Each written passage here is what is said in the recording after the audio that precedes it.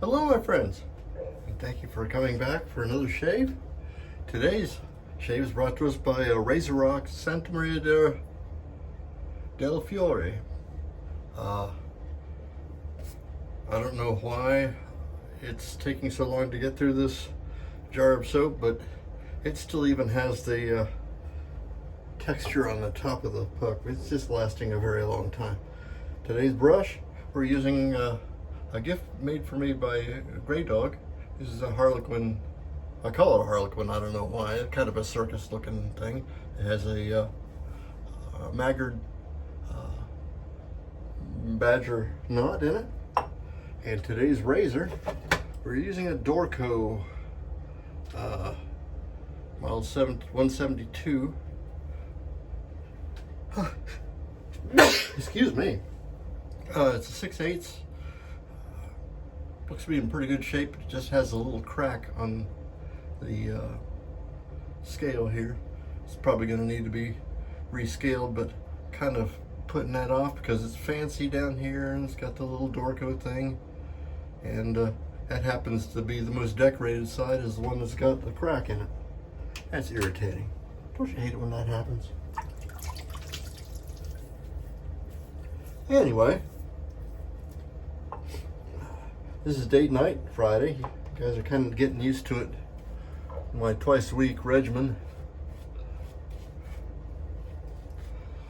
You know, I was putting this on and I was thinking this is going to be a light leather hog, as has been the other brushes that I've used. Surprisingly, it's letting some of it come off. I must have just been doing it wrong here the last couple of weeks. Oh, wait a minute. Let's get this collar out of the way. There.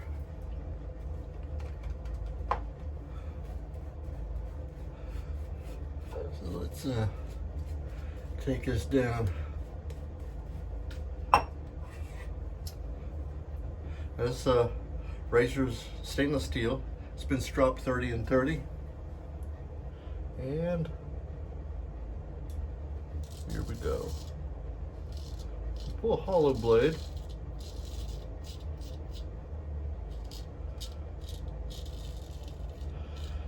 It's got a pretty good edge on it. Touch tuggy, but that's on me. It's not the blade's fault.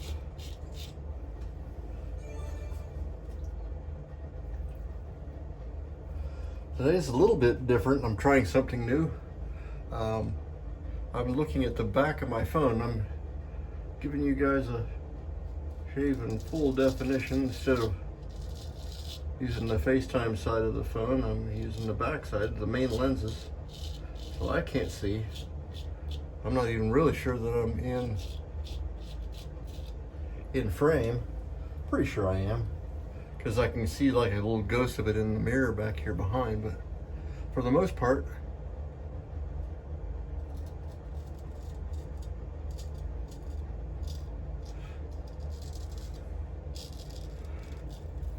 I'm using the mirror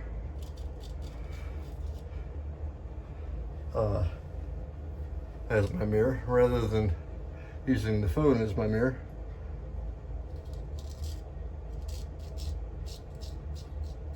Which means I'm less likely to miss big sections of real estate on my face.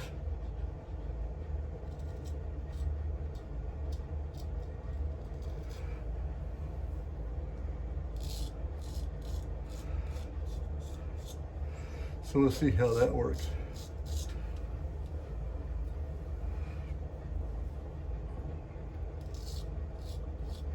It's been kind of a neat week.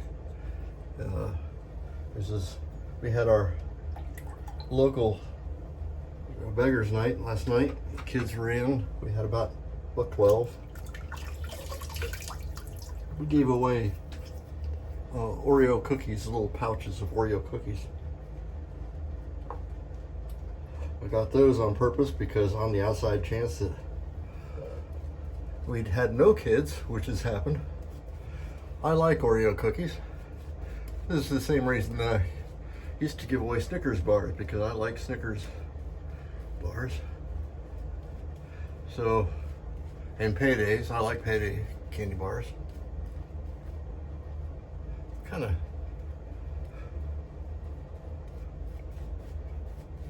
well, I can't buy, vast quantities of candy. I am diabetic, but I like me some Snickers and paydays and Oreos and all that stuff. So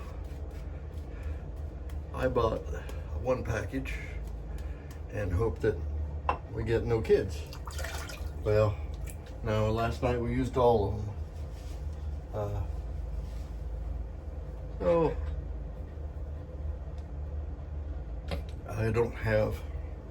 I've been denied cookies,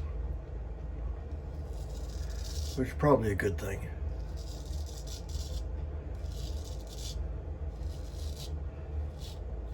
I haven't talked to you. May have seen on my channel, you guys who are subscribers or have been following me for a while know that I have a hobby. I build watches. Been tinkering around with that. Always been fascinated by watches, particularly mechanical watches.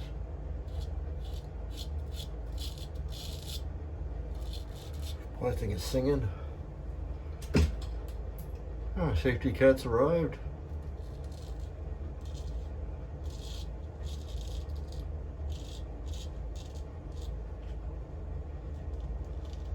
I think this razor could be touched up a little bit. Anyway, this week I saw a picture of a watch that somebody had built, and it was oil filled. And I have oil filled gauges out in the garage from Torches, my acetylene outfit, and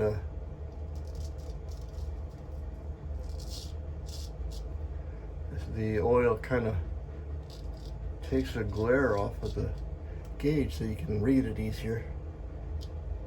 And I was reading that it would make the watch nearly unlimited as far as its waterproofness, because the oil displaces the area where there's crushing or where water can get in, because it's a denser liquid than water. Silicon is. And would make, would eliminate crushing. You don't see it, but the case flexes a little bit when it's under water pressure,